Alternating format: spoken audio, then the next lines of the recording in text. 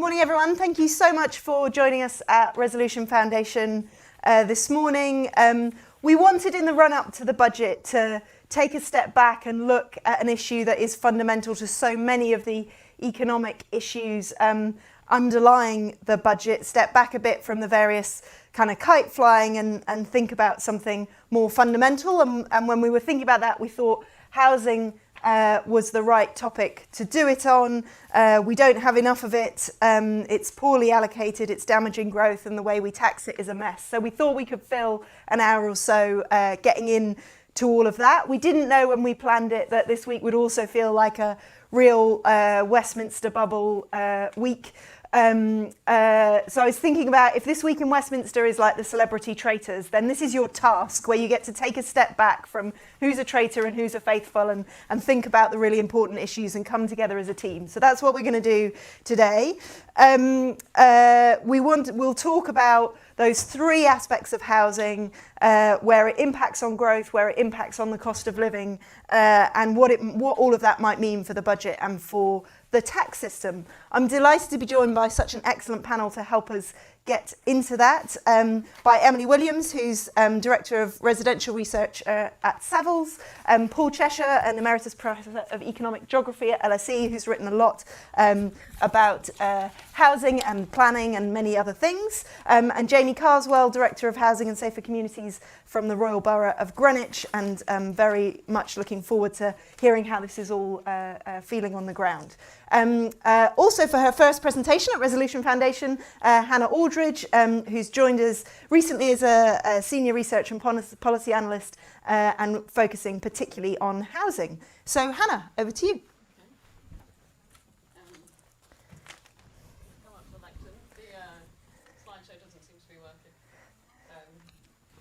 I will sort of start by saying, for everyone in general context, so I'm just going to talk a bit about like what the Chancellor's priorities might be for the budget and how kind of housing feeds into that. We good? Okay, we're good. There we go. So broadly, the Chancellor's got three kind of things in her sights for the budget. Objectives that she needs to kind of deliver on. One of them is boosting growth. We had some pessimistic numbers out this morning about that. The other is bringing down the cost of living, which is affecting large swathes of the electorate, and addressing the public debt and sort of meeting the fiscal rules. And housing has a role to play in all three of these. So in terms of boosting growth, home building is a great way of doing that. Housing costs is the largest kind of unavoidable cost that most households face, and many are really feeling the squeeze in that area. And property taxes, sort of generally property values have increased considerably in the last couple of decades, and many people see this as like an undertaxed aspect of the economy, and there's potential to raise revenue there. So in terms of growth, one of the things that the government has already done is implemented or brought forward some planning reforms, and the OBR has forecast that this will kind of increase GDP by 0.2% by the end of the forecast period. So that's from just the planning reforms. Government's also made a very like public commitment not to personally build, but that 1.5 million homes will be built in this parliament. To put that number into context, that averages out in a 5-year parliament to about 300,000 homes a year. And in sort of looking back at recent trends, this is actually a very ambitious target. Sort of, the highest that we've had recently is around 250,000 in a year. And actually looking back historically, we've not kind of built that many homes since about the 70s. And at that point, there was considerably more public sort of government funding involved in delivering that many homes. And so far, experts are generally quite sceptical that this target could be met. I think the Chartered Institute of Housing recently said that it was expecting it to come in about 25% below the target. And if we look at just housing, sort of planning permissions for housing units, that sort of continued to decline in the first year of the government. So the more it under-delivers now, the more it will have to over-deliver in later years. And so it's really got a mountain to climb. In the government sort of defence, it has put a fair amount of money aside, set that aside to deliver affordable and social homes. And I think what's distinct about this settlement is that it's a 10-year settlement, which gives a lot more kind of allows the sector to really plan ahead. And it is more money than what we've seen in recent years, but it's slightly less than what we saw under the last Labour government. It's worth flagging that this chart doesn't include the National Housing Bank, which is kind of an investment mechanism for the government to kind of invest in developments as well. So if the Chancellor does want to kind of boost growth and is able to spend money, then this is something that she might be wanting to boost money towards, either through this programme or the National Housing Bank, which doesn't come under the fiscal rules. But building homes in 5 years isn't going to help people facing a cost of living crisis now. And in terms of housing costs, it's private renters who are really at the sharp end of this crisis. So in the last 2 years, rents have consistently been increasing by more than earnings. And yeah, over the last 2 year periods, rents are now 14% higher than they were. So I'm using September 23 as the baseline here. This just shows that rents have increased essentially by 14% in that time. I'm using September 23 as the baseline here because that was the point when LHA was last reset at the 30th percentile. If you don't know what LHA is, it's local housing allowance. And essentially that is what determines how much help you can get towards your rent through the benefit system if you're a private tenant. And traditionally it's at like the 30th percentile of local rent. So it means that 30% of rents in your area will be less than the local housing allowance amount and 70% will be more. But since it's been frozen, rents have increased by 14%. So someone who has previously had their rent fully covered by local housing allowance in like a typical 2-bedroom property is now likely to be seeing a £104 shortfall every month. This LHA is forecast to remain frozen for the rest of the Parliament at least. And so that shortfall is likely to increase to £180 a month for a typical 2-bedroom renter. One way that the government could really transform sort of lives for renters and really improve on the cost of living situation here would be to relink local housing allowance to local rents permanently, and we suspect that we kind of estimate that will cost 2.5 billion by the end of the Parliament. Another thing that the government might be tempted to do is to help people not be renters and buy a home. Broadly, sort of having enough money for the deposit continues to be a challenge for many people. So this chart essentially says it assumes that a 28 to 32-year-old saves about 5% of their income in order to get a 10% deposit on a home. Like, how long would that take someone? And essentially, we think it will take about 11 and a half years. So it's slightly better than what it was previously, but it's still quite a long time, and so sort of accessing home ownership is still very much a challenge. One of the things that the government might want to do in this area, like sort of we hear people talking about, is sort of reintroduce a help to buy kind of scheme. Sort of generally, this isn't something that we are particular advocates of. Sort of evaluations of previous schemes like this show that it isn't very good at targeting people who wouldn't otherwise be able to buy. And there's sort of evidence that it does kind of it sort of increases housing prices by sort of overstimulating the market. So ultimately that kind of drives existing property wealth inequalities rather than helps people access home ownership. But the Chancellor can't spend any money without meeting the fiscal rules. So she may also be looking to housing to generate some revenue through property tax. There's two main property taxes that people talk about and tend to hate. The first one is council tax. Sort of, I'm not going to rehearse the playbook about why council tax is ridiculous, like the way it's set up. But I would like to stress that one of the things that is less known about council tax is just how regressive it is. So this chart shows the proportion of income that different households spend on council tax by where they sit on the income distribution. So generally, the poorer you are, a higher share of your income will be spent on council tax. So if the Chancellor was going to try and raise revenue through council tax, we would sort of be interested in something that would make it a more progressive system. The kind of rumoured change that she'll introduce a new council tax band at the highest value properties, we think has the potential to make the system slightly more progressive. So this shows the income distribution of people living in Band G and Band H properties.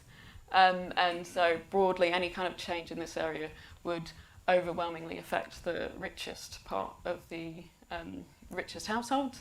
But I think it's worth saying that actually sort of back of the envelope calculations, a change of this scale we sort of expect would raise about 1 to 2 billion. So it's not going to sort of plug the black hole completely.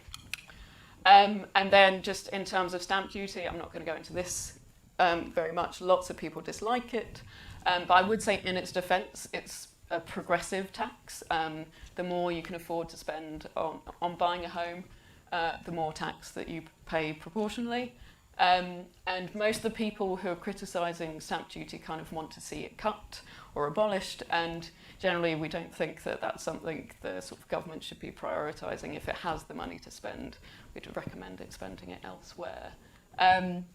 So kind of in summary, house building has the potential to really drive economic growth, but it doesn't really deal with the cost of living crisis that people are concerned about at the moment. And there's rebasing LHA would be very impactful in that area. And even though sort of we really do need an overhaul of the property tax system, that doesn't really seem to be on the horizon at the moment, but potentially changing council tax at the top bands could make it more progressive and could also just open the door for a wider reform in the long run. That's Great, thank you, Hannah. So Hannah's set up the context and the background there to the three issues we want to get into. Emily, really interested to hear your reflections on those. Yeah, so there's a lot. I think a lot of it is very interrelated, which is part of the challenge. You tweak one element of this and you have some unintended consequences elsewhere. I think from a house building perspective, the most important element of this budget is actually how well it's received by financial markets, because the biggest barrier that we hear from developers, from affordable housing providers, from potential investors in institutional build to rent is the cost of finance. That is the biggest challenge at the moment. So my main hope is that nothing spooks the bond markets and we all carry on with that steady easing of affordability. And it's also incredibly important for mortgage affordability as well. On sort of some more specific points, I think on the sort of house building is very dependent on the health of the wider housing market. There is a very long run relationship which you can see incredibly clearly over 40 years, which is the number of private housing starts is roughly equivalent to about 1/10 of the number of transactions every year in the UK. And the only time that has been broken where you've had a boost in housing delivery beyond the health of the wider housing market has been during Help to Buy. So whether you want Help to Buy or not, to get more housing delivery, which then has a knock-on impact on delivery of affordable housing through the Section 106 system, you have to have an active housing market. You have to have a reasonable number of transactions, because what private developer with an eye to their margin and the health of their business is going to start building a site if they don't have the confidence that they can sell those homes?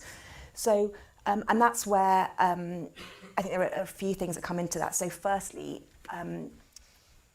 on the stamp duty, council tax, or even sort of bringing in potentially changes to changes to CGT relief on main residences, not just thinking about that as a tool for raising revenue, but actually thinking about it as a tool for having a stronger housing market, a more active housing market that then delivers those positive outcomes around more housing delivery. And I think, some of the proposals that we've heard so far probably, I'd agree. I think sort of the focus on council tax and just making it a more rational system would be good. But it's just making sure that it doesn't accidentally introduce distortions or steps in the market like we had under the previous sort of the old stamp duty system up to the early 2010s, where you would see real distortions in the market, where you sort of transactions piling up under, was it 250,000 and then a sort of a step up. And I think the risk, particularly with that focus on bands G and H, and sort of introducing sort of just doubling those or would just mean that actually those properties become much more attractive. You have distortions in the market, very challenging. And actually I think the real way to deal with council tax is you have to go through a full revaluation, and you can't really tweak it. You have to pull it apart. And I think the other thing just to touch on in terms of that sort of getting people on the housing ladder. So what we have seen already, but we haven't really seen any evidence that it's having much of a change, is slight loosening of mortgage regulation, which should help with some of that barrier problem that you mentioned, that deposit problem. So banks now able to have a higher proportion of their loan books at higher loan to values. Stress tests have been slightly eased, which should mean that people are able to have a slightly lower deposit. And that hasn't yet fed through into any sort of changes in the data that we see from Bank of England in terms of the loan sizes that people are taking on, or any indication that the average age of the first-time buyer is shifting. So, but I think some of that is just to do with wider lack of confidence in the market. And again, once we get past this budget and all of the speculation, which is probably causing a lot of people to put things on hold, there's a prospect of that to open up a bit more capacity as well. Great, thank you so much, Emily. And just quickly, what is your view of the sort of outlook for the market in the short term? In terms of house prices? I think next year will be probably pretty quiet still, because you'll see the after effects of the uncertain autumn that we've seen. We know that activity, particularly above about 500,000, properties about 500,000, has dropped off a lot in the run up to the budget, because people are worrying around what does it mean for stamp duty, council tax. But house prices have fallen a lot in real terms over the past few years.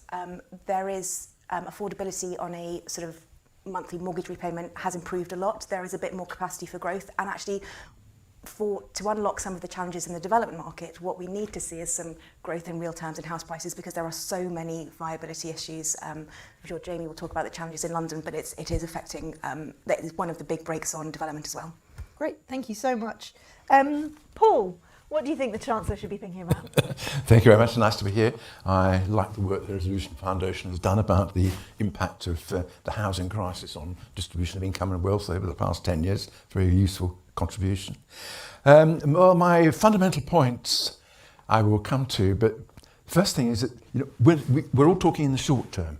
The housing crisis is a very long-term thing. It's been in development since the 1950s. So if you look at how many houses we've built in the last 30 years, roughly, it's about 3 million fewer than we built in the previous 30 years. The Centre for Cities, who are quite a decent organisation, came up with the estimate that had we built at the same rate that our continental comparators built, we'd have built 4,500,000 more houses between 1945 and 2014. There is just a huge supply shortfall. And the problem is not affordable housing. The problem is no housing is affordable in this country at all levels in the market, and one has to improve supply. And the only way you can improve supply is by radical reform of our existing structures. So my first point is that politicians heroically overestimate their capacity to influence things in the detail. We're supposed to have a plan-led system of delivery. Something like 83% of local authorities do not have a plan that's valid. It's just nonsense. So when the government says it's going to reform the planning system, it simply doesn't know how little power Whitehall actually has, because the planning system in this country is totally devolved to the local level. You have national institutions like the Planning Inspectorate, you have things like the MPPF, but these are very slow, expensive to operate, and they really have little influence. So they have a very decentralised system, and there are ministers saying they're going to interfere with it. In the best year we've had in the last 20 years, there were nearly 700,000 planning applications. That cannot be controlled from the centre. Even last year, which was the low point in the last 25 years for planning applications, we had over 333,000 planning applications. Ministers can't deal with it in that way. The average, according to the the National House Building Council, who have a huge data set on house building, the average site was constructing 16.5 houses, scattered all over England, and that there were 120,000 sites being built over a 20-year period up to 2015. You cannot interfere successfully in a system like that. You can do something about infrastructure. You can intervene with respect to expanding Gatwick or Heathrow because they're big lumpy things. Ministers can do something about that. You cannot get the planning system to work unless you've got a sane, well-constructed system where the incentives could lead to producing the outcome that society wants. So I'm a supporter of planning, but you have to have a planning system which works, and there are lots of countries that do. We have one of the most dysfunctional planning systems in the world, I would say. And it, not only that, it interacts with our local government finance system to actually generate a financial penalty for local communities that allow houses to be built. This is not the way to run a piss up in a brewery, let alone a housing supply system.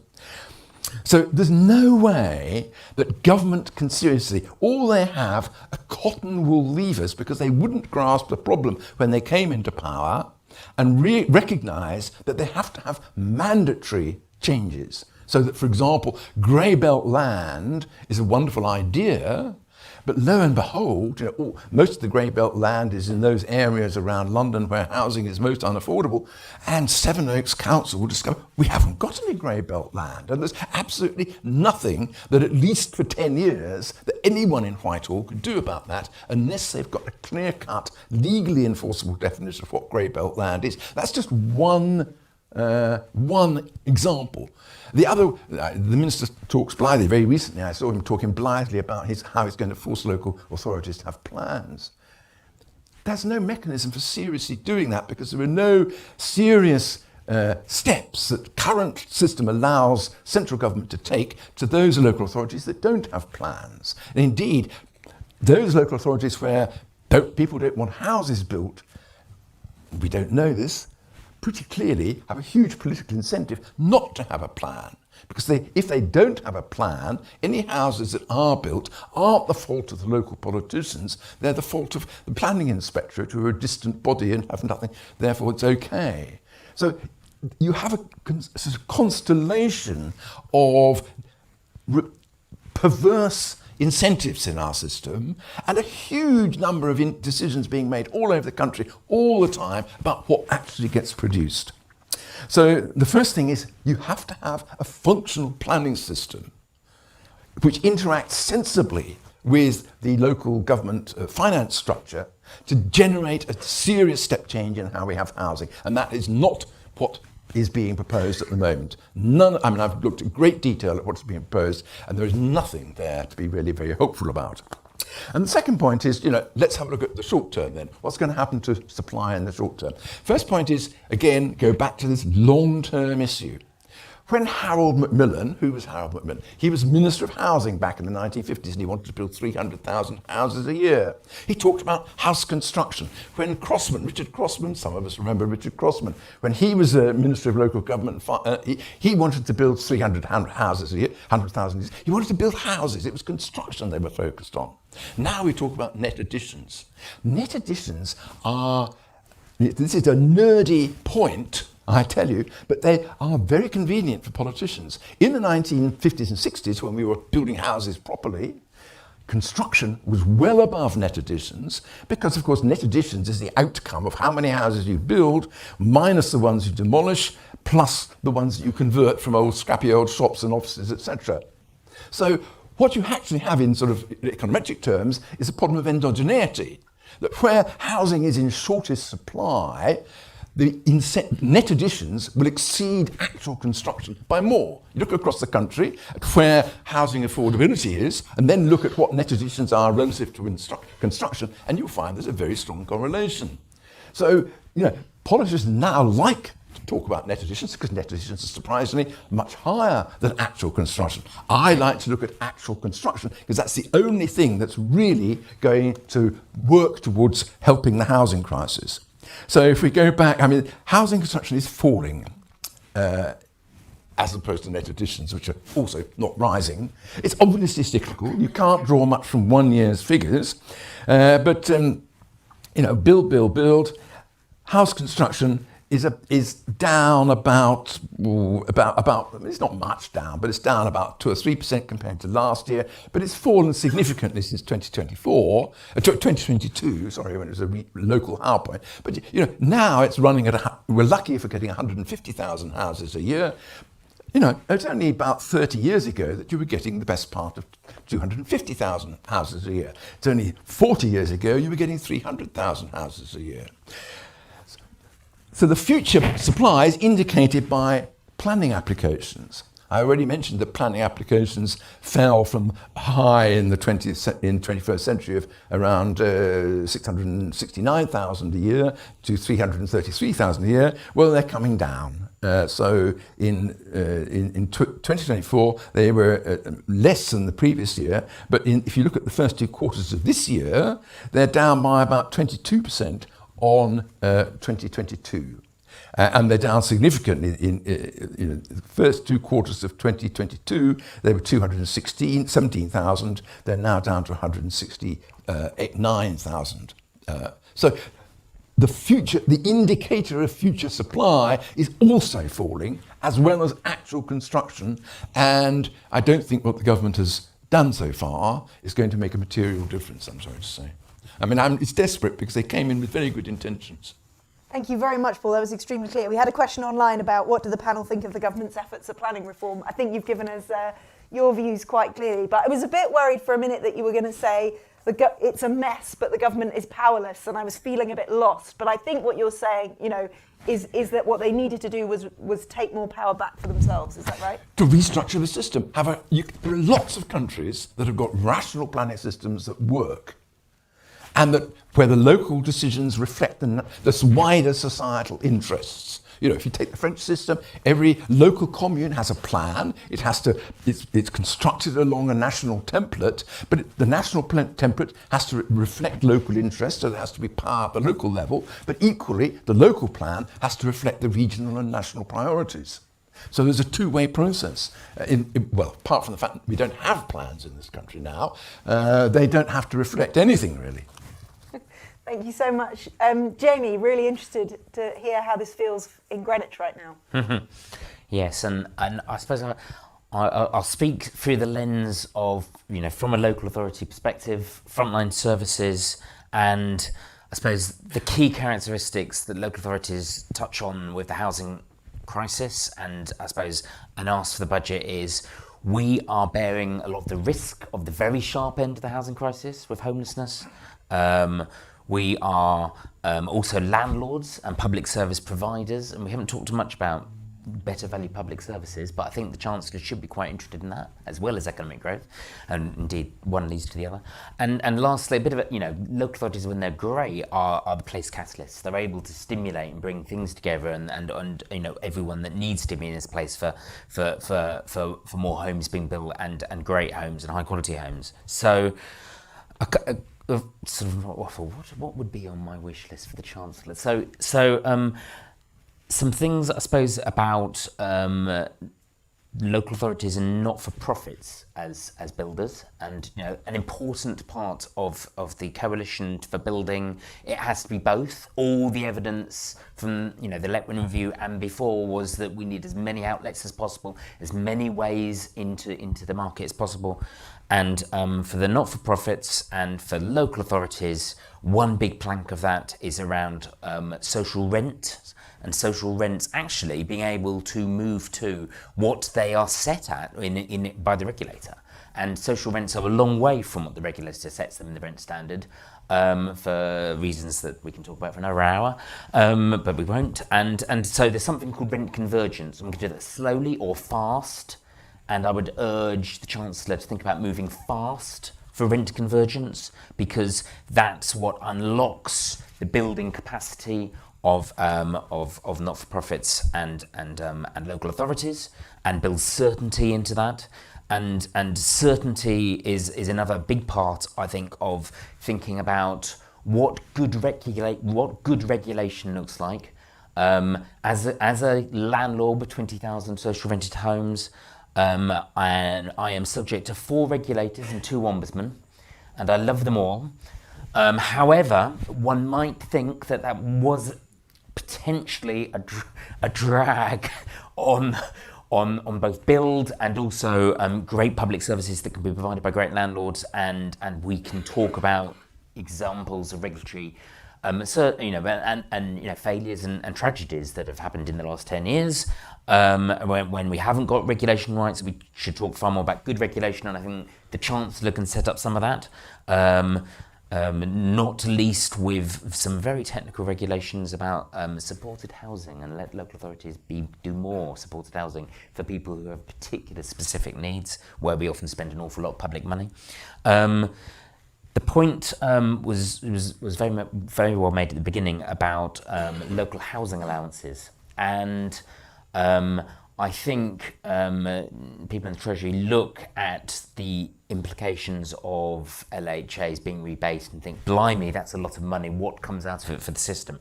And I suppose I reflect that the rest of the benefit and pension system is uprated on a regular basis, and that builds certainty into the system, certainty for the recipients, but also certainty for people that are investing around that.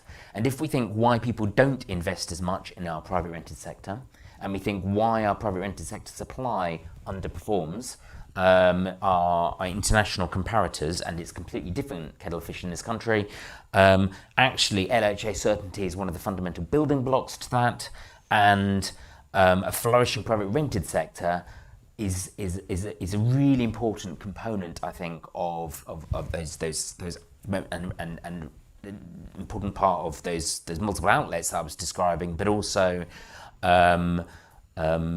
how we can address homelessness and recognise that homelessness happens to people for all sorts of different reasons. We spend an awful lot of public money trying to prevent homelessness, and the private rented sector has got to be part of that. It's not just about social rented housing. A little technical nuance, but really important to local authorities, are the regulations around those LHA levels for people who are in temporary accommodation where they're capped.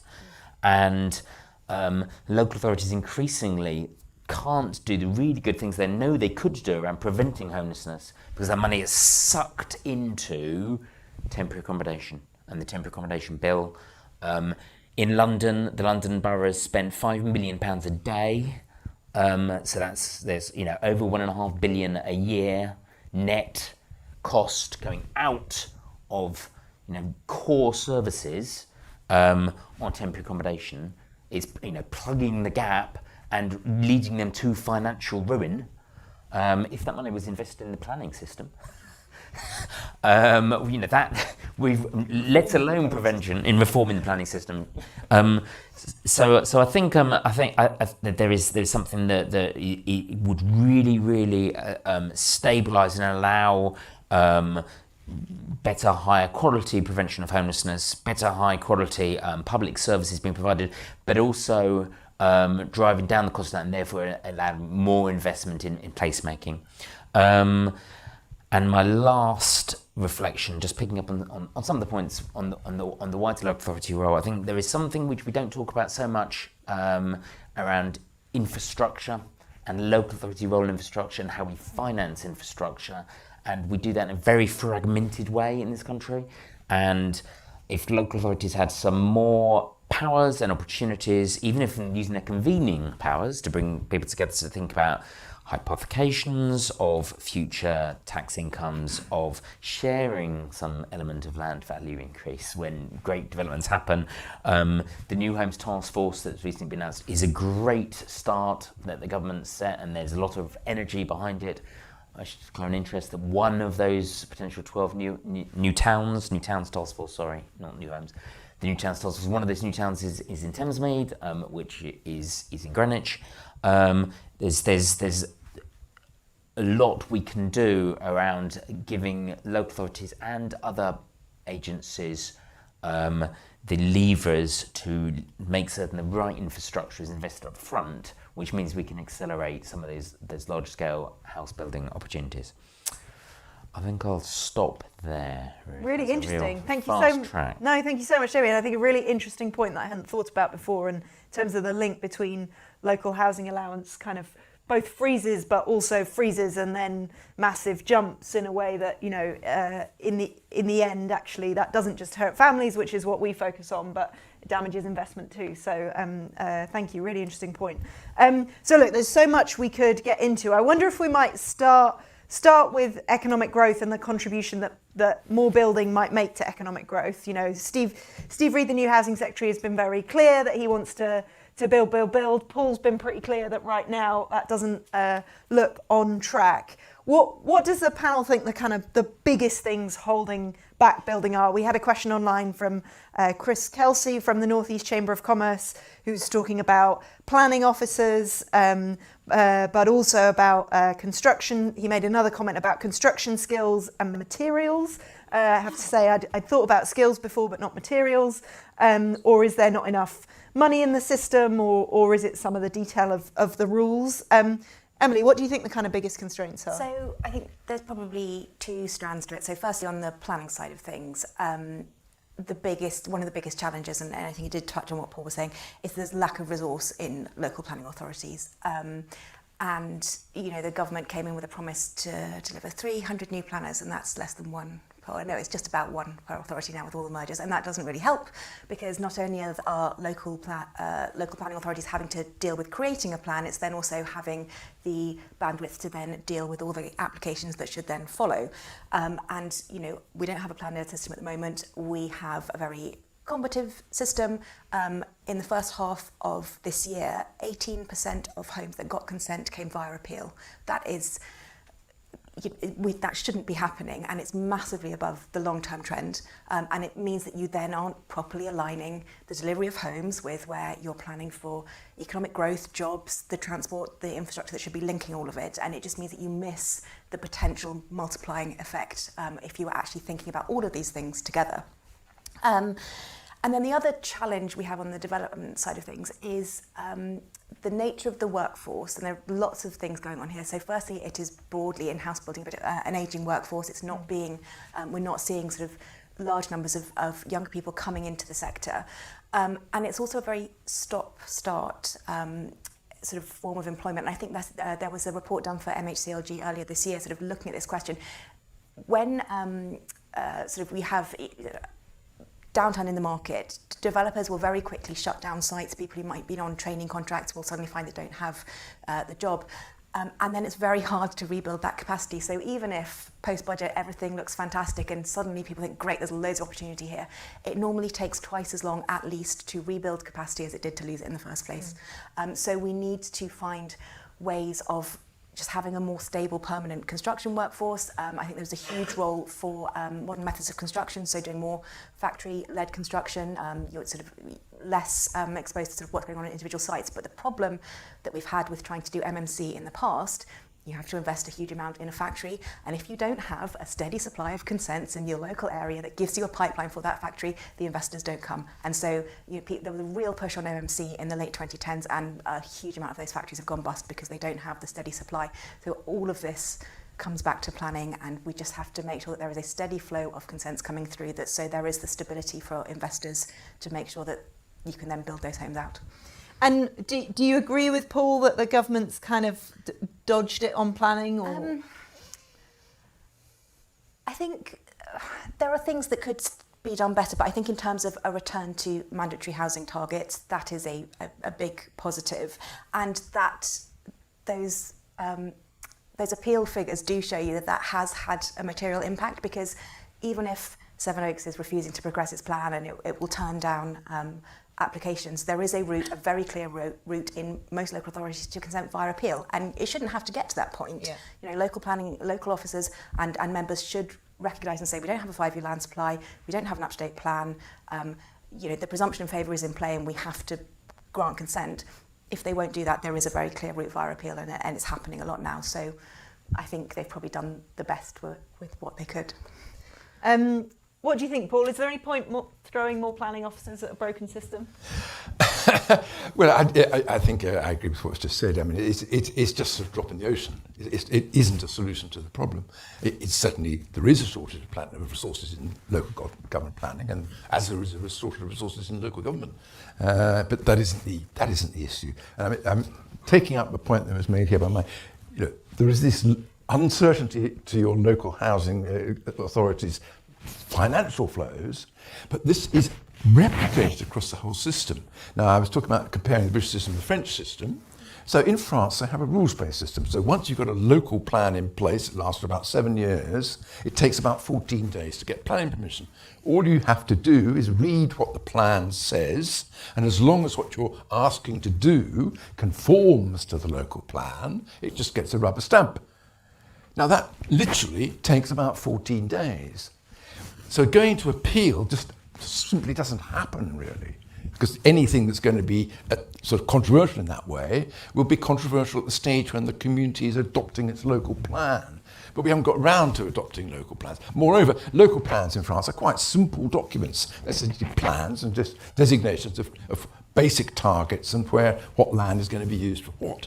I was part of that Panorama programme last week, and the illustration of putting together a local plan, I think it was in Newcastle, you had about 10,000 bits of paper. You had to consult about 20 other authorities. The whole process takes probably, I can't imagine how much money it takes, but it takes 10 years. So the idea that you're suddenly going to get local plans everywhere, which you have to have mandatory targets that work, then it's just madness. You have to have a simpler system, you have to have a functional system, and you have to have a rules-based system. So we inject risk and uncertainty at every stage in the development process. And I would add to that something which affordable housing people are very keen on, Section 106. Section 106 is a disastrous way of getting cheap, so non-market Both housing. mentioned Section 106. Can someone explain it for the Yeah, a 1991 Planning Act, Section 106 of that Act allowed local authorities to be bribed by developers to allow permission, providing the developer would put in goodies that the local authority wanted, and increasingly, and over time that's become below market price housing. Yeah, so we have two routes to deliver affordable housing. We have grant funded, which is under the Social and Affordable Homes Programme now, and that is money from central government for housing associations or local authorities to do their own land-led development, or you have the Section 106 route, which, as Paul said, as part of the process of getting your planning consent, developer will agree to deliver maybe 30% of the site as affordable tenures, which will then be sold to a housing association at a discount to what those properties would have been sold on as open market value. And one of the big challenges, which we haven't really touched on at the moment in the development world, is that housing associations don't have the money to buy Section 106 because they have been so focused on having to remediate their existing stock. They've also had below inflation rent growth, so that's where that process of rent convergence that Jamie talked about is so important. So you might be agreeing a planning consent and agreeing to deliver 30% affordable homes, but you don't have a buyer for those homes at the end. And in many cases, the planning conditions mean that you can't occupy the private homes, you can't move on to separate phases. For smaller developers, it often means that without having a clear buyer for the affordable homes, they can't even do the land deal because their finances go, I don't have the certainty that you can actually complete this scheme. So it's a major headache. Agreed. Absolutely agree. But the other thing is it injects more uncertainty into the process because developers don't know what the planning obligations are going to be ahead of the committee deciding whether or not to give permission. So if you're a small, medium-sized developer without large internal capital, you cannot decide how much you're going to pay for the land ahead of the system. So smaller developers have an absolute nightmare, and that's why they're all falling out of business, because they can't put together their business plan for the development until they know what the Section 106 obligations are going to be, because then they can go to the bank and get the finance.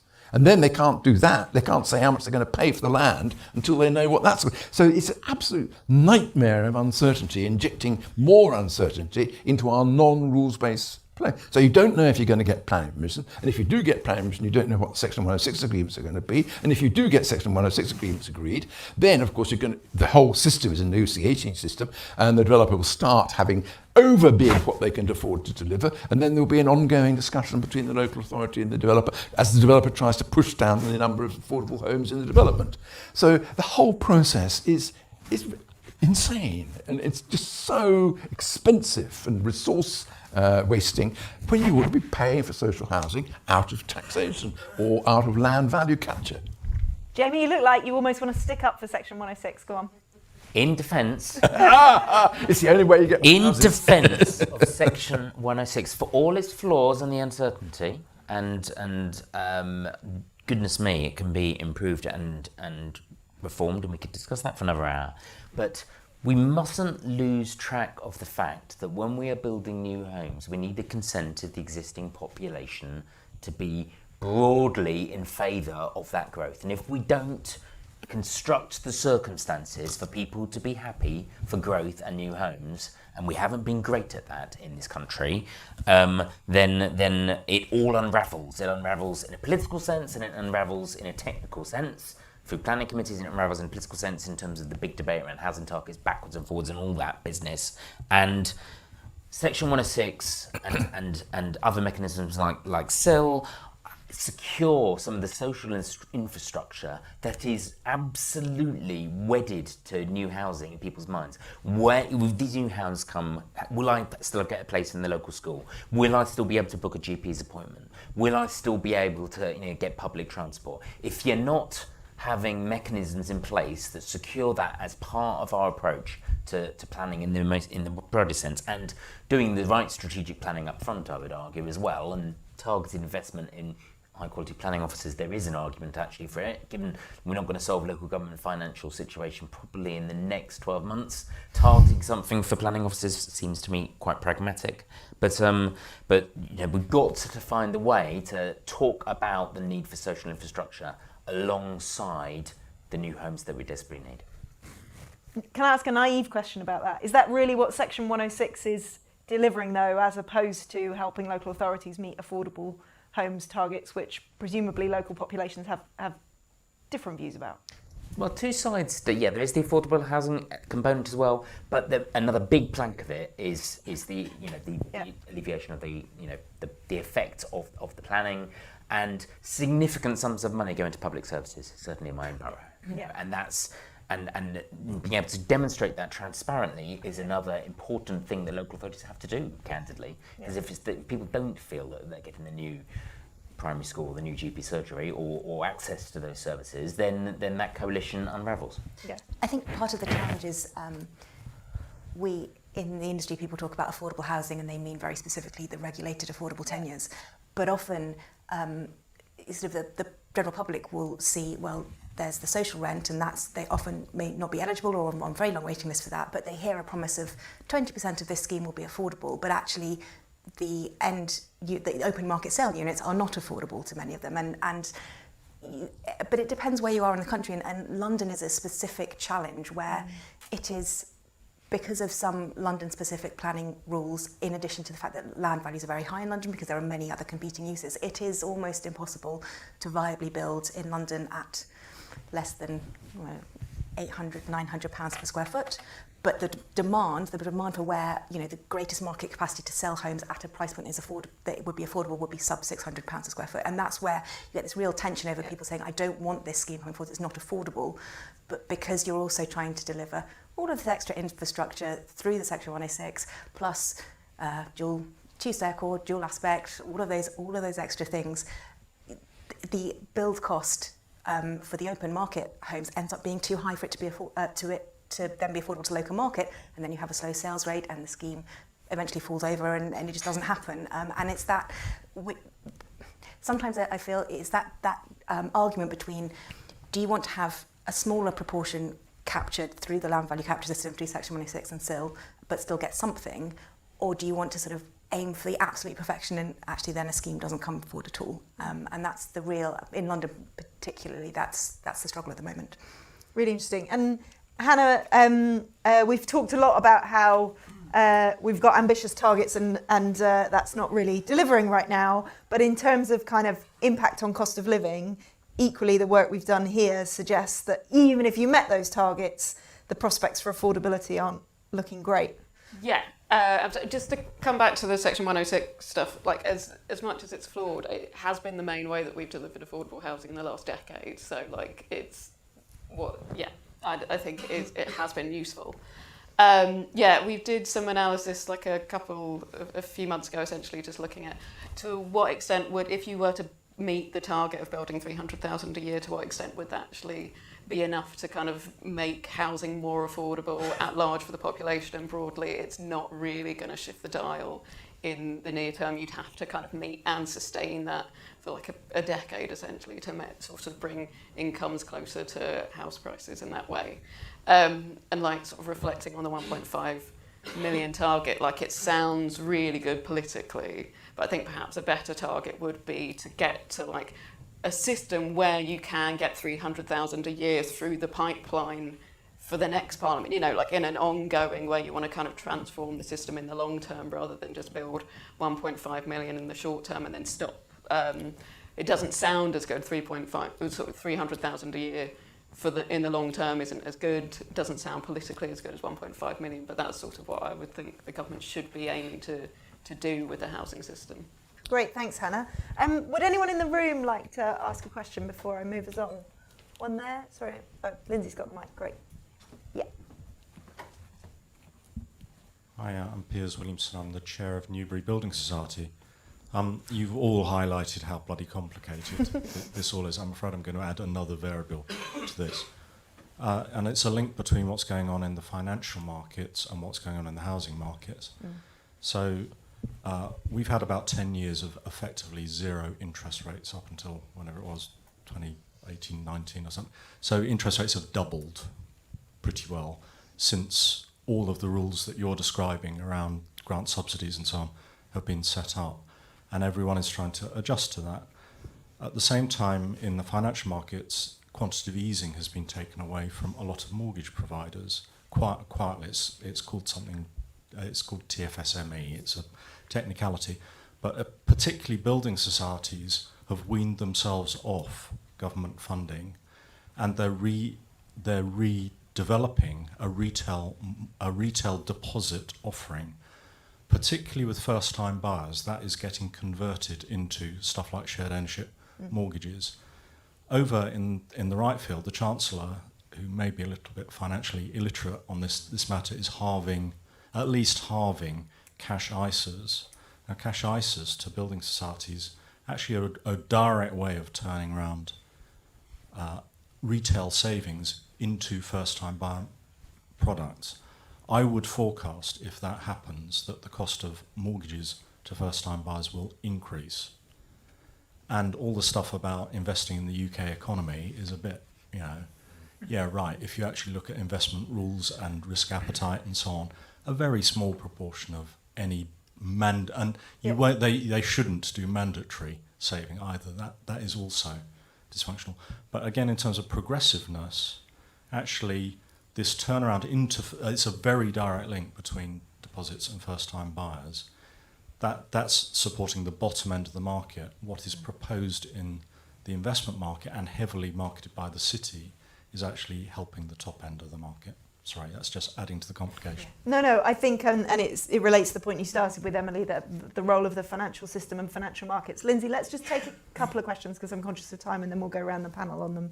Perhaps one there, and there's one in the corner. Good morning, Ewan Cameron. Very interesting analysis.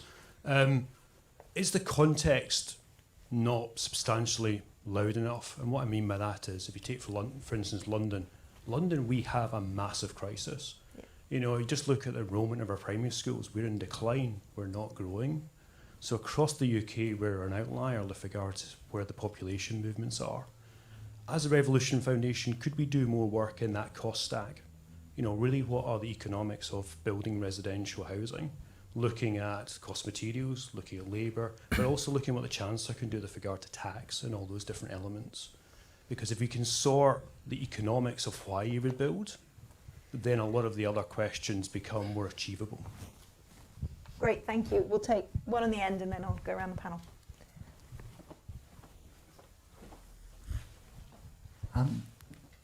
Thank you for a really interesting talk this morning. My name's Hugh Adding, and I was interested in hearing the panel's perspective on the recent changes that the Mayor of London has done to the planning with the fast track approvals. I absolutely appreciate it. It's only been around for a couple of weeks, but I was wondering, anecdotally, has that changed market sentiment? Any perspectives on views? And as seeing as we're in the build, baby build housing mix, if this policy and the shake-up is deemed successful, could that be applied across England? Thank you. Great, thank you. Look, let's go around and pick your favourite question if you like. But one on the role of the financial system, on kind of how we might address the viability and economics of building. Emily, might be particularly of interest to you. Yeah, I mean, I think your point around it, where the help or the hindrance is coming in the market, and the biggest shift that we've seen over the last, say, 20 years or so is that access to home ownership, the people who can actually transact in the market, is becoming increasingly concentrated at the top end of the income distribution. And if we were still having the same volume of transactions, the same number of people who could access the housing market, same proportion as we had 20 years ago, you'd be looking at sort of something like 2.5 million transactions a year compared to our current level of about 1.2. So I think it is that where the help goes is really important, and we haven't talked about help to buy or any kind of buyer support scheme.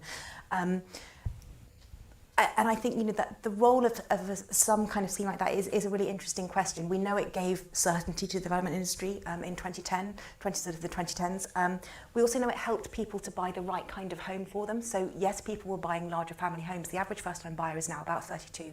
So they are probably needing a 3-bed house, not a 1-bed starter flat. It's all of this is bringing together kind of the bigger picture on what is appropriate housing for people, and how do we make sure that you don't buy something, anything, and then get stuck in it as it's not then suitable. Because the other challenge we have at the moment is people are finding it harder to trade up the ladder because they're not buying sort of early on in their career, so they don't have that same wage growth that then enables them to move into something more suitable. So it's incredibly complex.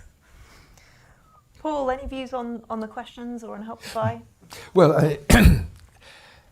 I mean, the problem is that everything that's happened to this housing supply system, which we call that, it's an interactive system, over the last 30 years is basically fingers in dikes. And every time you put your finger in one hole in the dike, the water goes higher and it comes through another. And that just makes the whole reactive process more complicated. Section 106 is an example of this. I mean, I take the point that it has supplied a lot of the affordable housing that's been available over the last 30 years or so since it came in. But it does so at a huge cost.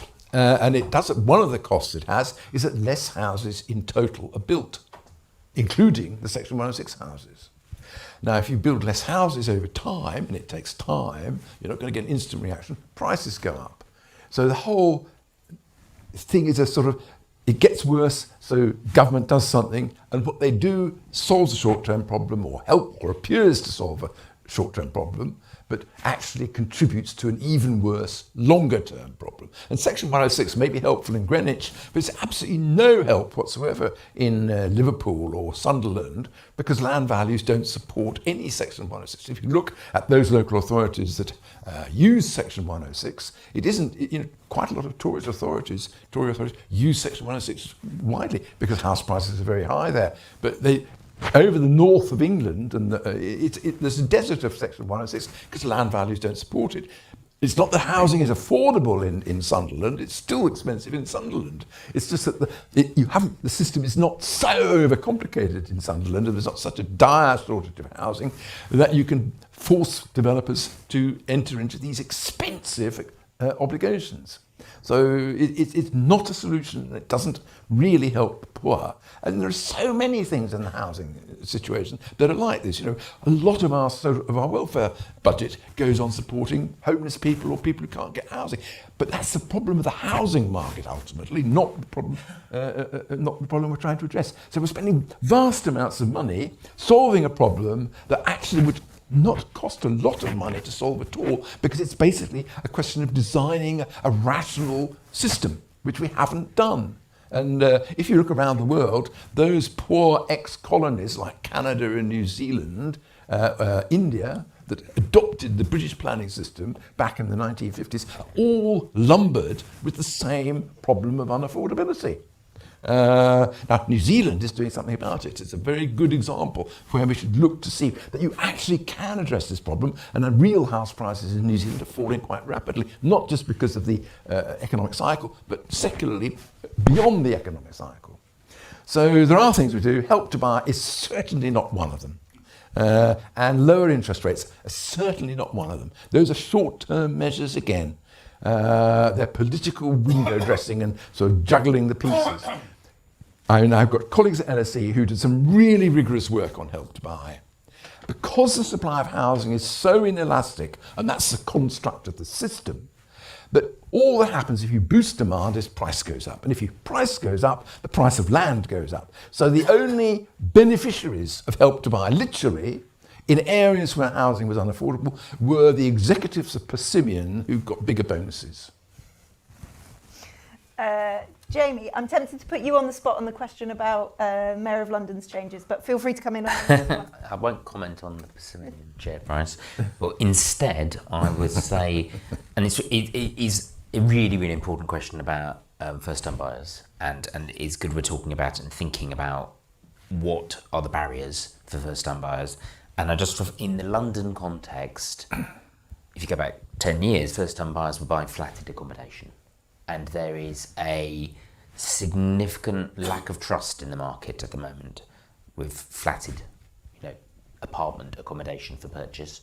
And people are very concerned about the history of, buying into products that they were then unable to move out because of regulatory issues, around cladding issues, fire safety issues. That's very basic, is my home safe concern. And then the service charges and the service charge regime associated with flatted accommodation is a significant certain barrier to sentiment, even if there are mitigations that the good developers are putting in place around those. So I think thinking hard about the products that first-time buyers want to buy and how they can be made as attractive as possible and then financed in a way that is a bit less punitive, I think is a really, really useful, particular targeted piece of work. Probably there is a London context to that, and I appreciate lots of people watching this won't be from London, but really, really important point. That is why shared ownership, again, for all its flaws, and it's an intermediate tenant type, where you just own part of it, but you have the entry to that because the deposit is far, far less. Therefore, they still go like hotcakes compared to outright sale. I don't think there is yet feedback on market sentiment and what is going to come through the changes. Speaking from a local authority perspective, I think we'll miss the CIL, the Community Infrastructure Levy, that is now being relaxed. And I slightly worry that might become a permanent state of affairs, and then all those issues around investment in community infrastructure will become more of a concern. It's a bit of a short-term shot in the arm. If that shot in the arm were to work, then maybe it's a price worth paying. Great, thank you. Now look, I've been enjoying not talking about tax too much because it's been a bit of a break, but we should talk about tax before we wrap up. As Hannah said, we've got a very unfair council tax system, a stamp duty system that is progressive, but clearly gums up transactions. And one thing we haven't talked so much about is the kind of misallocation of the existing housing stock and how much of the crisis could be solved by a better allocation of that stock, and whether the tax system is encouraging that. There are also rumours that the Chancellor is thinking of doing something that somebody suggested, putting up income tax and cutting national insurance. One group that would affect is landlords. So there's plenty to chew on in terms of tax in this budget. Emily, maybe I should ask you, what's your sort of hope for the budget and your fear? So I think my main My main hope is that it's just settled. I just don't want it hanging on sort of a suggestion that's a consultation or whatever, because actually what is most damaging for the housing market, for development, is uncertainty. And there has been speculation about this since July, and you can see in all of the activity stats, in all of the transaction stats, that how damaging that's been. I think from a I suppose my main hope is that it's not just viewed as a tool for increasing revenue, but it's actually a way of thinking about how do we make the housing market work more effectively, because that is, again, Paul talked about long-term solutions. I think that needs to be the priority. With things like the council tax, also recognition that the huge variation that we have in housing markets across the country, and that actually a lot of people who will be in a potential band G property are people who will have stretched themselves a lot to buy that property, or they're renters, they're house sharers. They don't have if it remains as the cost is on the occupier, not the owner, some of those people could be under really significant additional financial burden. And I hope it's it sounds in a national context it doesn't quite add up, but there are people in band G properties in London who are on actually not huge incomes, they don't have huge wealth, and I think the risk is if we go too hard there, that actually you're not targeting taxation at the people who have the greatest ability to bear it, and I hope that is in the Chancellor's mind. Yeah, and I think you can see from the distributional chart that Hannah showed that it is broadly progressive to tax band G more, but there are people in the second, third, fourth income decile who would be hit by it. Paul, hopes and fears for the budget? Well, I do genuinely think that they are in a hard place. I mean, it's a difficult position for them to be in, particularly given the stupidity of their promises running up to the election. They wouldn't raise taxes. However, they're going to have to raise taxes. I wouldn't say it's a fear, because I think extra council tax bans is probably relatively harmless, and it would make it slightly less regressive. However, what they should really do, just as it should be a proper strategic look at a serious reform of our planning system, there should be a serious reform of our property taxes. Property is not sufficiently taxed in this country. It's a huge proportion of people's personal assets because we've allowed the inflation in the housing market to go on unchecked. And I wrote a piece about 3 years ago where we looked very carefully at the idea of rolling council tax and stamp duty together in one proportionate property tax, which would be both progressive and eliminate the harmful effects of stamp duty on moving, which itself has a minor but small effect on growth, because it impedes the mobility of labour to places that are growing, as our planning system does. So, yeah, a proper reform, but I don't think we'll get it. We probably will get a couple of extra bans on the council tax, which is okay, but not a solution to the problem. It's more fingers in dikes. And there's quite a strong consensus, Paul, about the ultimate answer being probably a merger of council tax and stamp duty. Why do you think we don't get there? And isn't it partly because it's quite hard to do that in a way that both feels fair and doesn't cost the government something in the short term, because of things like you need to compensate people who paid stamp duty, I blame the Treasury. Stamp duty is easy to collect, and it's relatively there's not much objection to it, because it feels a bit like a voluntary tax. That's an important point. It's not just a political point, right? If part of the purpose of the tax system is to raise money in a way that politicians can get away with, actually, stamp duty does quite well. Yeah, but what politicians, there's something called leadership, there's something called culture. There's lots of countries like Denmark where they have a culture of sensible property taxes. Now, if you got it established, there'd be people screaming and shouting, just as there are about all sorts of nonsense.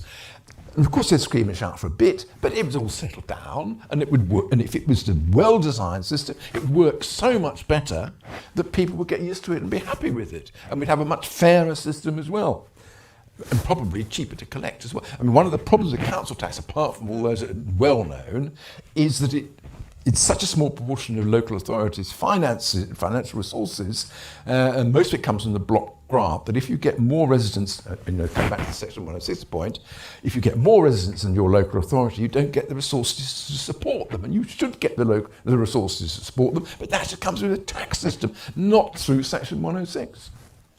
Jamie, hopes and fears for the budget? I think I keep trying to move on from section 106. Yeah, but it's not I won't right. get back. Property tax is really interesting, particularly if you think about that element of it that is held locally. And I think there is, and certainly, stamp duty is obviously national. Yeah. Council tax is local. Is If the she balance does of that extra council right? tax bans but says the money's coming to the Treasury, how we feel about that? Then I think the difficulties of a well appropriately resourced local authorities get just harder and harder. Yeah.